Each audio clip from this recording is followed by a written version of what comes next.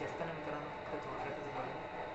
रक्षाबंधनाचा हा खूपच महत्त्वाचा सण असतो आणि दिवस पण म्हणू शकता, कारण की बहीण भावाचं एक खूप मोठं नातं असतं. त्यामुळे फक्त एवढंच बोलेल मित्रांनो की बहीण भावाचं नातं हे फार मोठं असतं आणि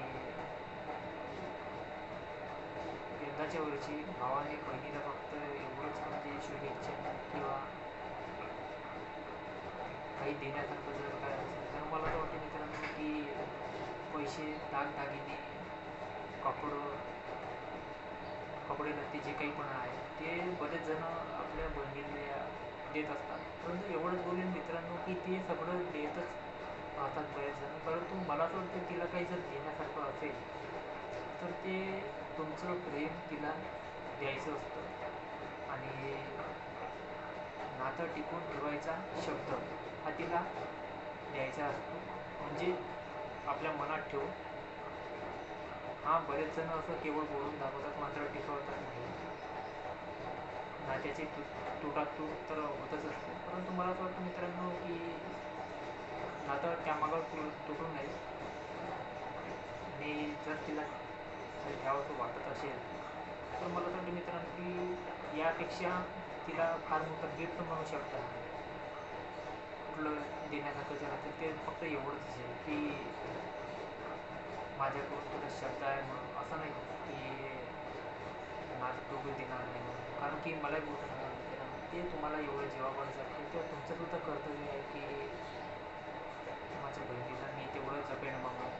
तर मला असं वाटतं मित्रांनो की तेवढंच आपण करायला हवं, कारण की जी बहीण आपल्याला एवढं जीव लावते, लहानपणापासून तुमच्यासोबत मोठी होते, लहानाची मोठी होते, तुम्ही सगळं रडता, झगडता, बिळगता, भांडता आणि हे रुसवे फुगणे जे काही पण होतं एकमेकांशी शेअर करता आणि मग मोठे झाल्यानंतर हे सगळं मग हळूहळू दूर व्हायला लागतं. परंतु मला असं वाटतं मित्रांनो की हे मुळामध्ये दूर न होता त्याला तुम्ही किती चांगल्याने जपता येईल याकडे लक्ष जर दिलं तर मला असं वाटतं मित्रांनो फारच खूप चांगली गोष्ट होईल. आणि याच्यापेक्षा चांगली अजून गोष्ट काय होऊ शकते की तुम्ही तुमच्या बहिणीला की एवढं मोठं गिफ्ट म्हणजे देऊ शकाल. तर मला तर वाटत नाही मित्रांनो यापेक्षा दुसरं कुठलंही मोठं गिफ्ट तिच्यासाठी असेल की एक भाऊ म्हणजे एवढ्या कुठल्याही परिस्थितीत होऊ नका, चढ उताराचे संकट काही येईना, माझा भाऊ माझ्या पाठीशी खंबीरपणे उभा आहे एवढंच म्हणजे ती अपेक्षा भावाशी करते. परंतु असं बऱ्याचशा ठिकाणी होत नाहीत, लवकरच नातं तुटून जातं आणि शेवटी जे उरत असते ते केवळ मग सुखांच्या पोटी उरलेली माया. तर हे सगळं न उरता यंदाचं फार मोठं जे नवीन गिफ्ट असेल तर तेच रक्षाबंधनाचं माझी आपल्या महाराष्ट्रातल्या, आपल्या देशातल्या सर्व बहिणींना आणि भगिनींना एवढंच मी शुभेच्छा देऊ इच्छितो. दूर का होईना मी तुमच्या नेहमीच काळजाजवळ असेल. तर माझ्याकडून सर्वांना येत्या या रक्षाबंधनाचा हात जोडून खूप खूप शुभेच्छा. फक्त एवढंच देऊ शकते मी, त्याच्यावर काहीही देऊ शकत नाही मित्रांनो.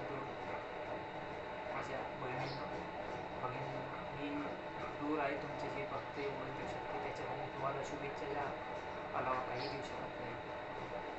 आणि भावाला पण माझ्या महाराष्ट्रातल्या आणि माझ्या देशातल्या सगळ्या भावांना एवढंच निवेदन आहे की तुमची जर बहीण असेल किंवा मांडलेली पण असेल ना, तिला जपा, ते या नात्याला जपा.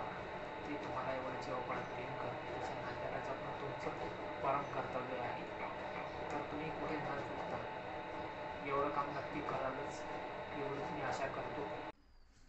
एका भावासाठी त्याच्या बहिणीचे अश्रू हे फार महत्त्वाचे असतात आणि एका भावासाठी त्याची बहीण ही शेवटी त्याची आईच असते, कारण ती त्याला जीवापाड प्रेम करते आणि त्याचं खूप म्हणजे चांगल्यापणाने संगोपन करते. म्हणून एक बहीण ही एका भावासाठी त्याची हे आईच असते, कारण की एक बहीण जेवढी आपल्या भावाकरताची माया करते ना, ती दुसरी कुठलीच माया करू शकते असं मला वाटत नाही. आणि तुमच्या सगळ्यांची मी रजा घेणार आहे. सर्वांना माझ्याकडून नमस्कार. का शेवटी आणि शेवटी रक्षाबंधनाच्या खूप खूप शुभेच्छा तुम्हाला.